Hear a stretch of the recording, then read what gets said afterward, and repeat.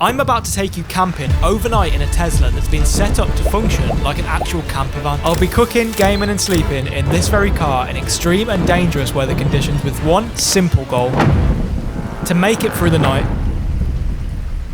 This was a massive mistake. But is that even possible in an electric vehicle? What if the battery dies? What happens if the rain touches the electrics inside the car? To answer all of these questions and more, I'm heading to a forest. I'm in a forest. Hi. Now, there are a list of things that could go wrong when storm camping in this car. Problem number one: if the car battery reaches zero, I'll be completely stranded in this forest. And because I'll be using the security cameras, gaming and heating overnight, there's actually quite a high chance this could happen. So throughout this video, I'll be monitoring the car's battery percentage. Problem number two: you unlock and start this car using your phone, and if you lose phone signal, the car will not start, which would also mean I'm stranded. That's what's at stake in this video, and I know what you're thinking. Yes, I'm a grown man and I'm wearing Crocs. There's nothing wrong with that, although it was probably a bad decision when camping in a forest. So this evening I have a plan.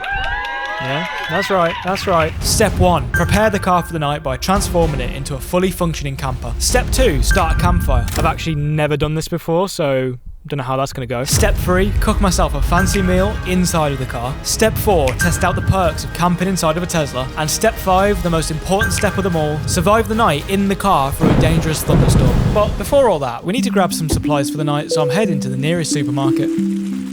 Okay, I had to come back for my camera, and now I'm realising maybe the Crocs were a bad idea.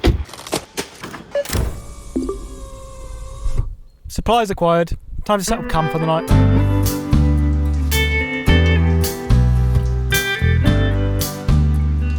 I'm a little bit worried that either my head or my legs are going to be up in the air because the seats don't go all the way down, but I'll deal with that problem in the morning when my toes are purple. I added 2 of the world's smallest side tables, a gas hob, wow, nice transition, James, and one of these fancy camping lights. And with that, the setup was complete.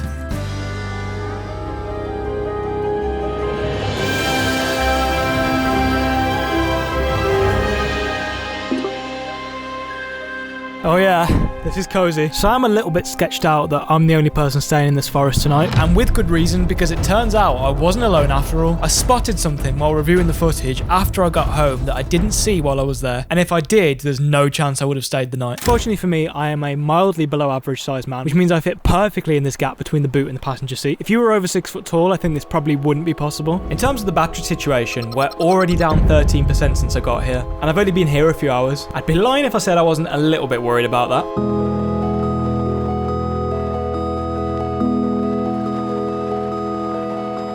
I have to say, when I had this idea, I thought this would be terrible, but I'm having a great time. I even have my own shelf to put snacks on. I'm so comfortable that for the last 20 minutes, I forgot I was making a YouTube video and I just sat here eating half the snacks. I'm gonna go make a fire now. It's getting kind of scary at this point. I have never done this before. I've got absolutely no idea how to do this. The guy who runs the campsite gave me this, which is a fire starting kit. But I don't know what level that is. Is that short British man with a questionable accent level? Or is that Bear Grylls level? One thing I do know for certain is there are no logs in this thing, so I'm going to have to get some sticks. Okay, update. I can't start a fire because all of the sticks are wet. I don't know why I didn't think of this. So I'm going to add the fire in the edit. And you're going to pretend it's real. And we're all going to forget this ever happened.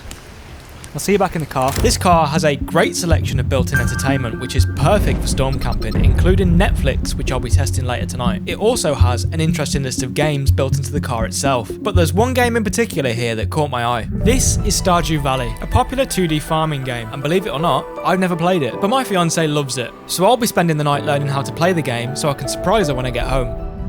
Tesla might have a CEO that shouldn't have access to Twitter after 10 PM, but I've got to admit, being able to connect a PS5 controller to a car blows my mind. Because of the weather, I'm actually the only person staying on this campsite tonight. I can't lie, I'm super cozy in here, but the outside is scaring me a little. It's almost time to find out what the mysterious and elusive camping mode does, but first, I need to make some dinner. Now you're probably wondering, James, what did you buy for dinner? Stop that, don't do that, I'm gonna tell you. Turkey bacon, diced chicken breast, tortilla wraps, £4,000 worth of olive oil, and some classic barbecue sauce. Now, I hear you asking, where are the vegetables? It's gonna take a while for me to cook this chicken wrap, so I'm gonna do one of those fancy click transitions where it just appears. Ready? 3, 2, whoa, that's crazy. I bet you didn't know I was that good of a chef. I bought those nuggets 2 hours ago with this joke in mind, and now they're freezing cold. Looks like I'm having cold nuggets for dinner. I ate my nuggets in front of a virtual campfire and enjoyed some snacks while watching Netflix. This is the life. Wait a minute. What was that? I'm very conscious of the fact that I'm basically sat in a big glass box, and from the outside, anyone looking in can see me, but there's no way I'd be able to see them. I did bring some window covers with me, but I've got no idea if they're going to fit, so I guess it might be time to find out what camping mode does.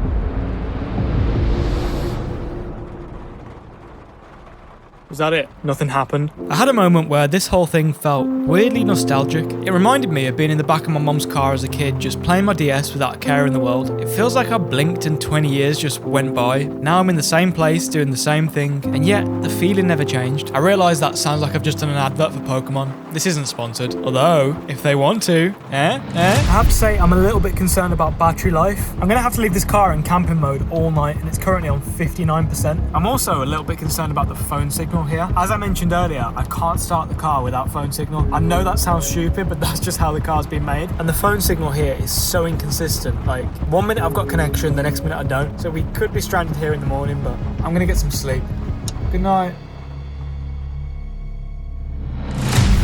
I have no idea what time it is. I've just woken up.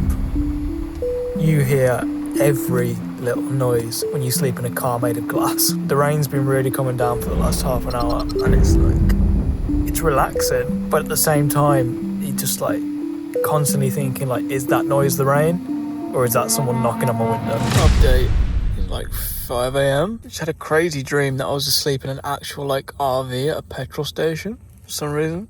Also, if somebody tries to break into my car, I've taken all of my clothes off, so if things go down, it's going to be a bit awkward.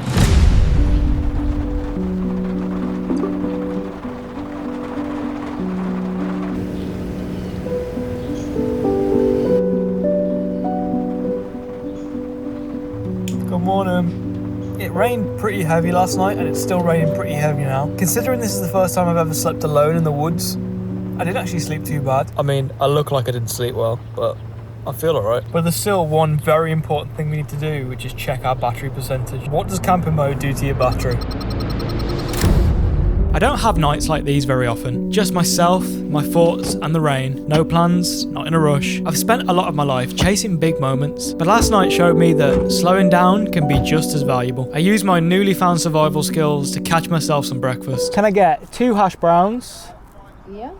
A cheesy bacon flatbread, please. And went home with only one thing on my mind.